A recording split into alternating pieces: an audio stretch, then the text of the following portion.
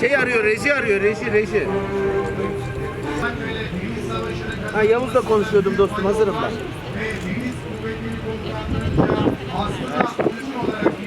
Kapatayım mı telefonu, arayacağım mı? Efendim?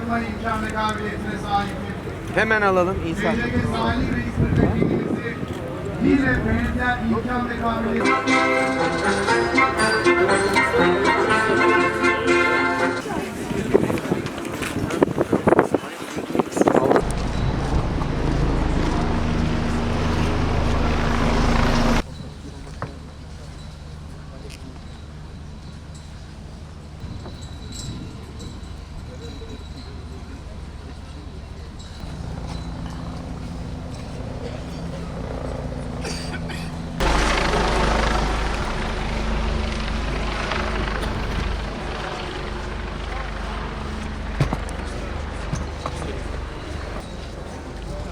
İlerliyoruz. Biraz daha ilerliyoruz.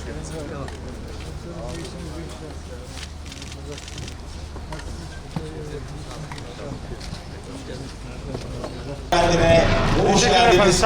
Şerefler verdiniz. Tamam.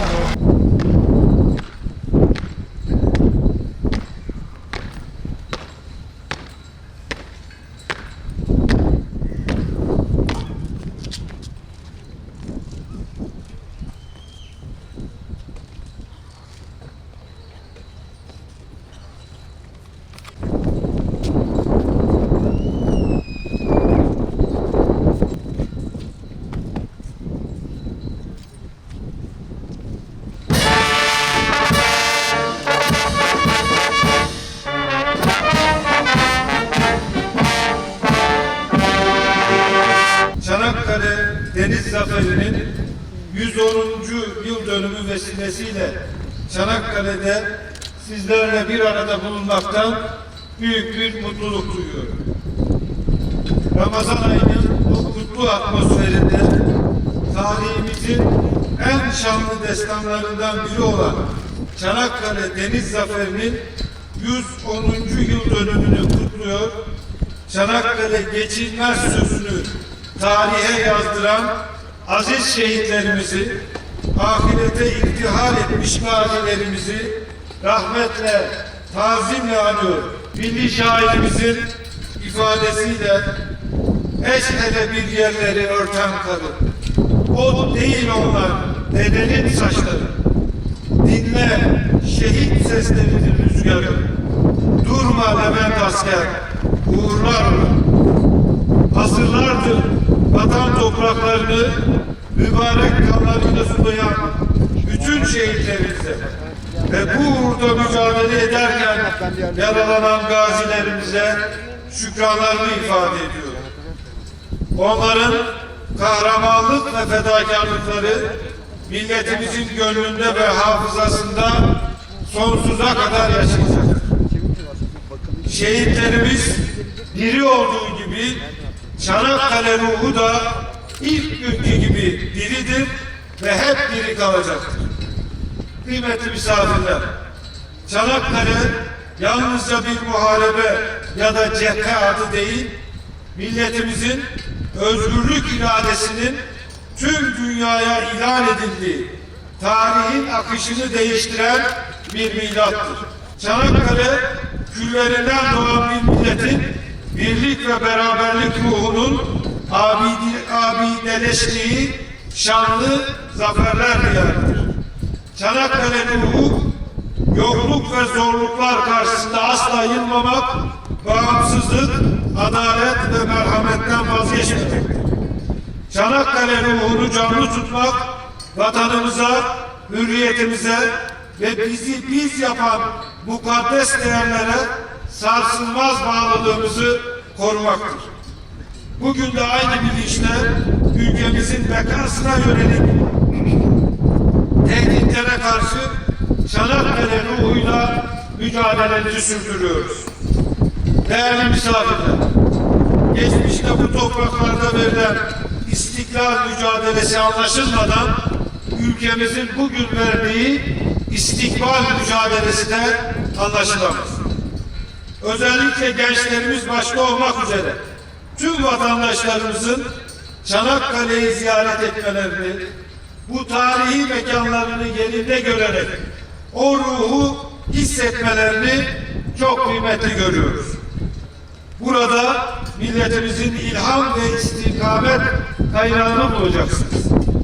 Çanakkale, birlik ve beraberlik içinde hareket ettiğimizde aşamayacağımız engel olmadığını gösteren bir kılavuzdur. Milli birlik karşısında emperyalist güçlerin tek dişi kalmış canavar olarak planlarının bozulduğu er meydanıdır.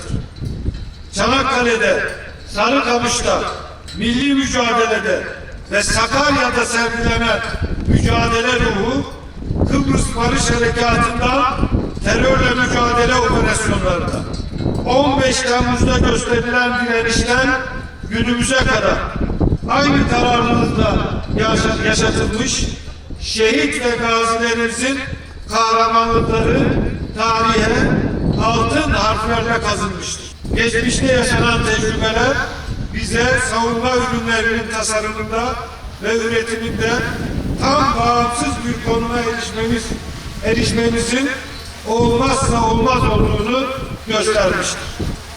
Bölgesel krizlerin ve jeopolitik gerilimlerin yoğun yaşandığı bir coğrafyada bulunan ülkemiz, bir taraftan küresel güvenlik paradigmasının belirleyicilerinden birisi olmak, diğer taraftan da savunma alanında sürekli teyakkuzda bulunmak durumundadır. Cumhurbaşkanımızın liderliğinde Türkiye, güçlü bir siyasi irade ile savunma sanayinde devrim niteliğindeki adımlara imza atmıştır.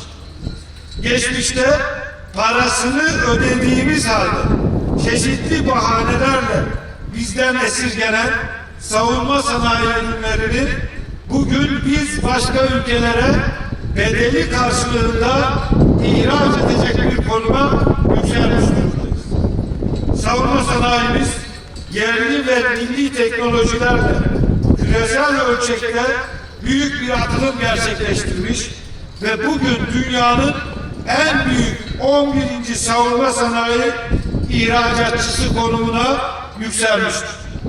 Yürütülen 1100'ü aşkın sayıda proje, %80 verimlilik oranı, 100 milyar doları aşkın proje hacmiyle gelinen noktada savunma ve havacılık sanayi ihracat rakamımız 2024 yılında bir önceki yıla göre %29'luk artışla 7 milyar doları aşmıştır.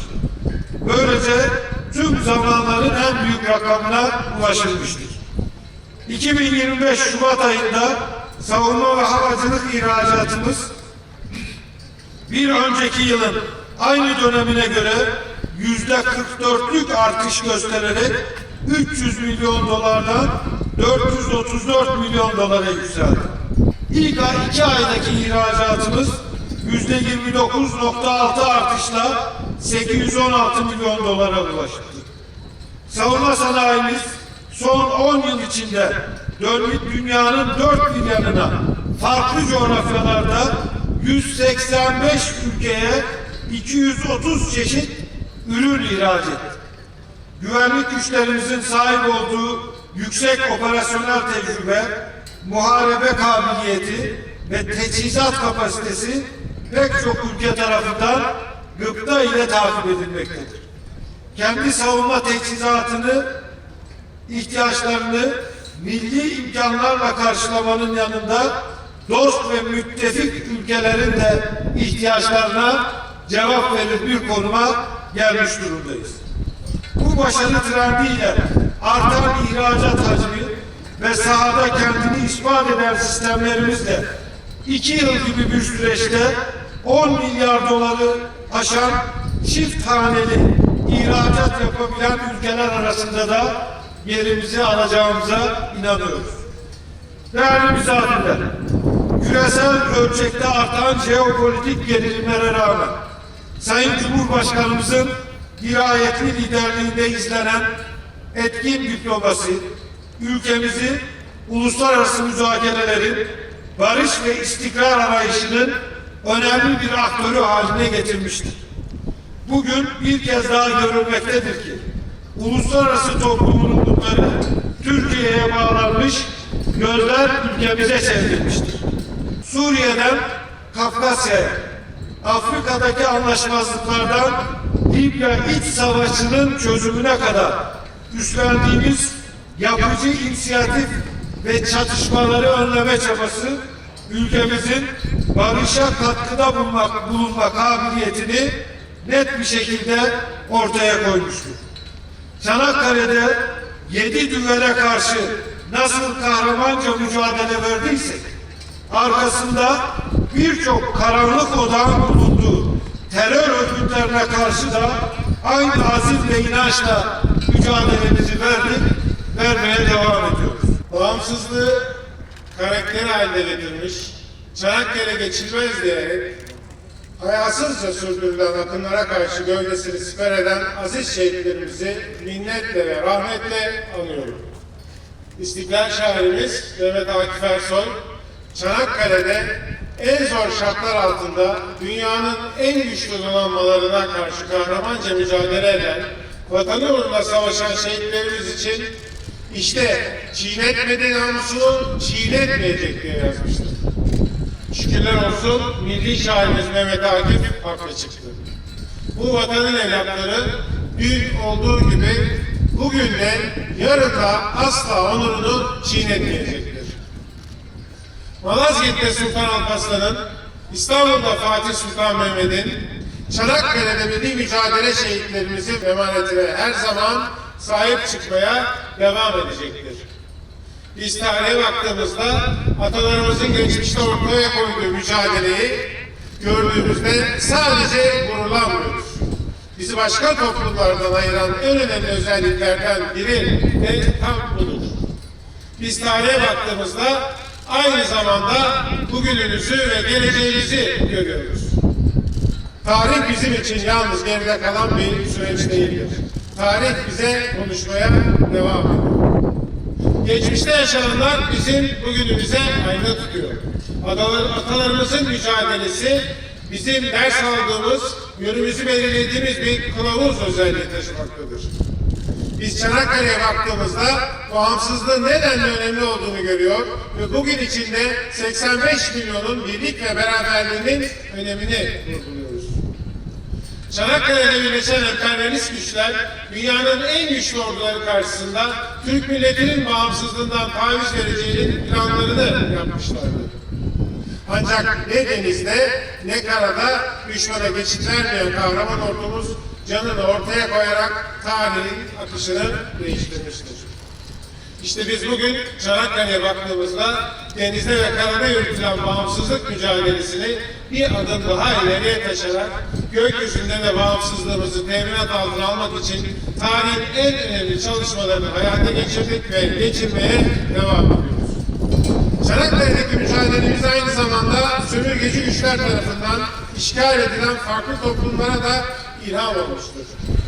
Aynı şekilde bugün Sayın Cumhurbaşkanımızın liderliğinde Türkiye'nin dünyada yaşanan haksızlıklara, zulümlere, işgallere karşı duruşu ilhamını Çanakkale ruhundan almaktadır. Biz dün olduğu gibi bugün de bu emperyal politikalara karşı durmayı ve mazlum milletlerin hakkını korumaya sürdüreceğiz. Tarihimiz ve kültürümüz, ait olduğumuz medeniyetimiz bize ne pahasına olursa olsun zulmün parçası olmamayı öğretmiştir. Dünyada barışın, huzurun ve kardeşliğin güçlenmesi için mücadele vermek, Çanakkale şehitlerimize ve tarihimize karşı en büyük sorumluluklarımızdan biridir. أعوذ بالله من الشيطان الرجيم بسم الله الرحمن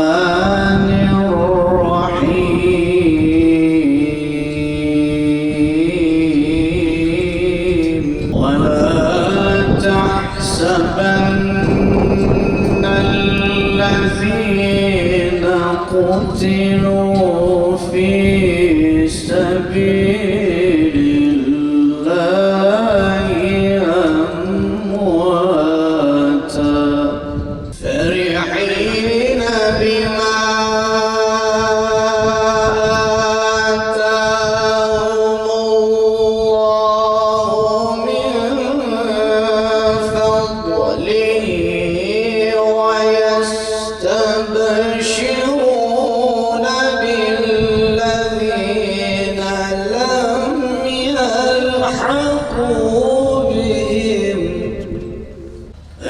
الذين قال لهم الذين قال لهم الرحمن الرحيم الفاتحة.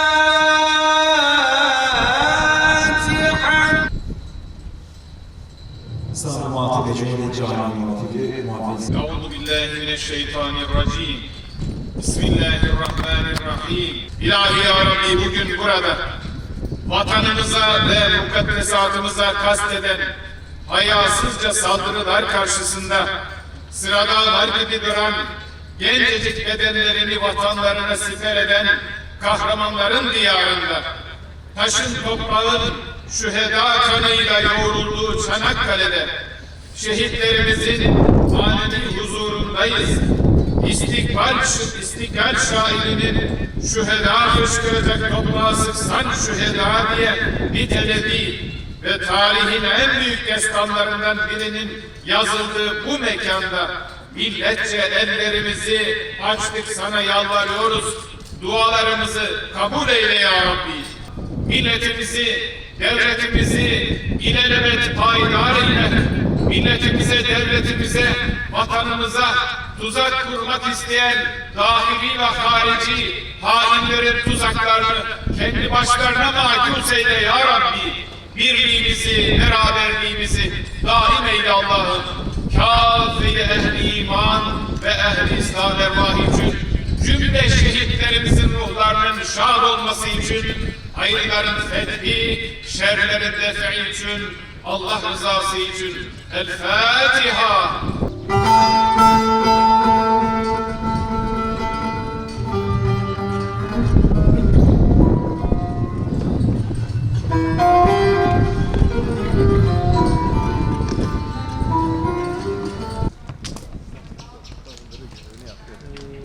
Afganistan başkanım. Aynen. Bir tarafta hak, bir tarafta batıl. Bir tarafta iman, bir tarafta küfür. Bir tarafta saldırgan bir vahşet, öbür tarafta fedakarca bir müdafaa.